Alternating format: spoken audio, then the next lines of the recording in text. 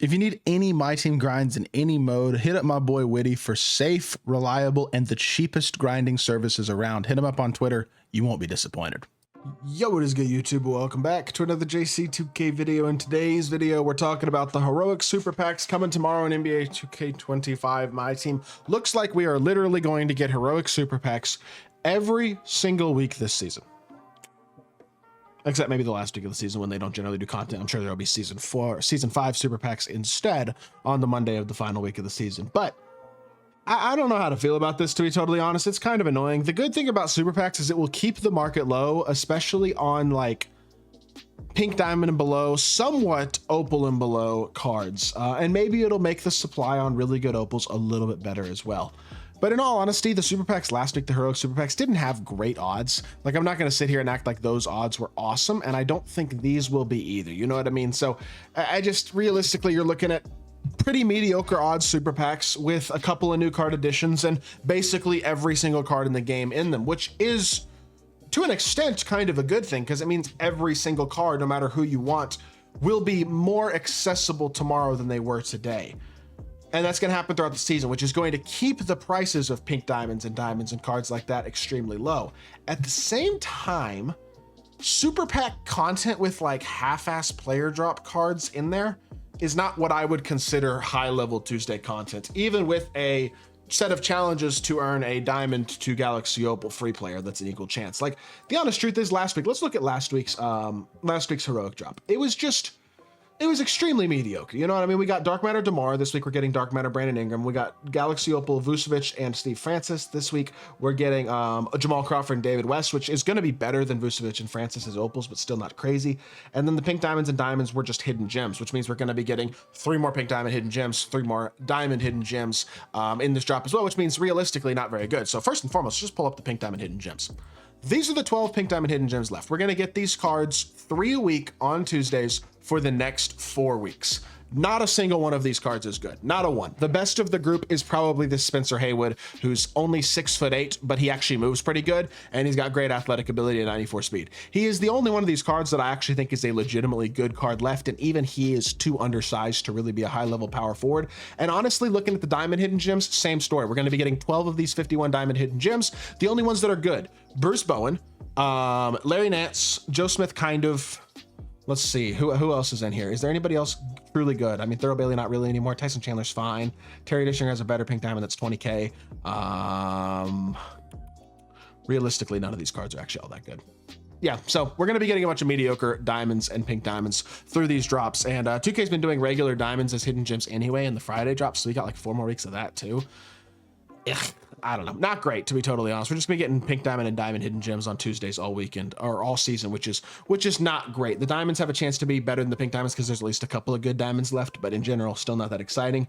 There will be a new dark matter and 2 new opals every single Tuesday this weekend, or this season. And realistically, Brandon Ingram, look, his jumper's better this year. That card's probably getting pretty good. I mean, we can look at his card from earlier this year and look at the offensive stats and bad as they were already not terrible, but this card, to be fair, came out in like at Black Friday, like November, and was really, really poor defensively. Be interested to see if BI is better defensively. I'm sure he will be better defensively, but this card came out in June. He's not going to be as good as this card. He's not going to have mid-90s defense. I would be surprised if it's any better than high 80s, low 90s in the defensive end of the court. Now he'll have a mid to high 90s 3, probably a 90 to 95 driving dunk, 90 speed. Like, he's going to be a good card. He's not going to be as good as this card by any means, but he will be a really good card all the way around. So I'm not extremely concerned about Brandon Ingram being terrible. I just think the shooting guard position is loaded.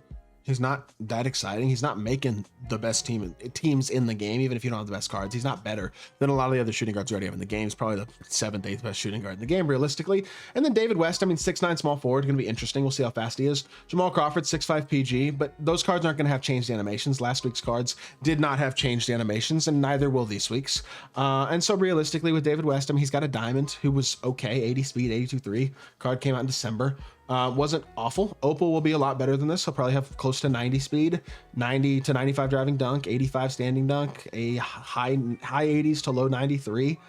Defensive stats will be pretty good all the way around. He's 6'9" with a 7'4" wingspan. His jumper's pretty good. Like, this is a solid card. De'Aaron Fox's escape is nice.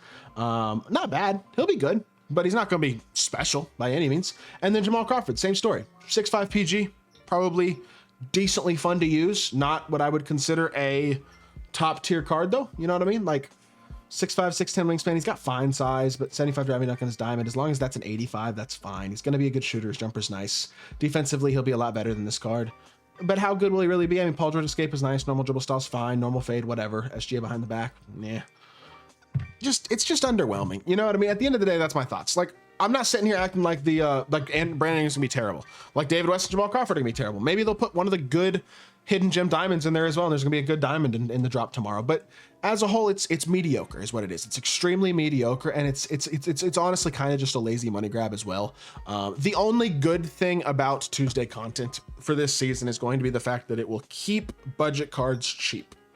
And it will make other cards cheaper as the season progresses. For example, a Pink Diamond Dr. J is the cheapest he has ever been, can get him around 200,000 MT. He's going to continue to get pulled a lot. So he's going to be available for 200 or less thousand MT. The same story goes for a Pink Diamond Michael Beasley, for example. Same story. He's going for under 200,000 MT right now, and he'll continue to be cheap. Victor Wembanyama, same thing. Pink Diamond Wemby was a million MT 2 weeks ago. Now you can get him for, I mean, 500, 600K, and probably going to be like, I think you'll be able to get Wemby for 400 or 500K MT by the end of the season for sure. Like these cards are, the really good pink diamonds are now more affordable than they've ever been. And that in of itself is a good thing.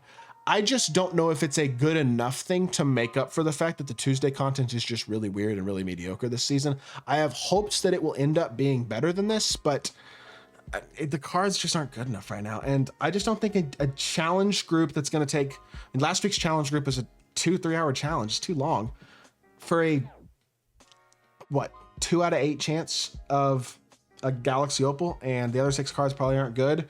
And even the Opals aren't amazing. Is it really worth grinding? I don't know. It's just mid. That's the honest truth. The way this whole season kind of feels for the most part. Like level 40 is really good. Reeves is a good pro pass card. A couple of decent grinds and stuff. Salary cap's in a decent place. I mean, the online game modes in general aren't that bad. At least there are some sort of offline win ladders as well now. They're dropping intermittently halfway decent content on Mondays and Wednesdays, and we are getting it looks like win streaks on Sundays that could be decent as well, but the first win streak with DeMarcus Cousins wasn't great. As a whole, it's just the content isn't like the worst it's ever been. The game mode isn't in an atrociously terrible place, but it feels very mediocre. I think that's the best way to describe it. It just feels really mediocre, and I wish it was better. That's basically my thoughts. I'm not going to sit here and rage. I'm not going to sit here and get mad. That does me no good. What's the point in that anyway? And it's not bad enough for me to want to rage and get mad. You know what I mean? It's not something that I'm sitting here like pissed off at the game right now. But it is a frustrating state for the game to be in. I'd be lying to say it's not. I wish content in general was being executed upon better right now. But unfortunately, it's just the way it's going to be this season, it looks like. So it's better than last season's Tuesday content, but it's still below what you'd like Tuesday content to be. This should have been a grindable set. That'd be the perfect way for 2K to do this. Drop the super packs and drop challenges to grind every card from Brandon Ingram down to the diamonds of the new cards that come out. Make Brandon Ingram the collection reward for completing 8 challenges, one associated with each of the other 8 players. It's not game-breaking content at all. It'd be great free content for the community. That's what they should have done. But it's not what they're doing. Unfortunately, it is what it is. I hope y'all did enjoy the video. If you did, make sure you hit that like button, leave a comment, and subscribe. I'll be back on more 2K content very, very soon, and I appreciate y'all. Peace.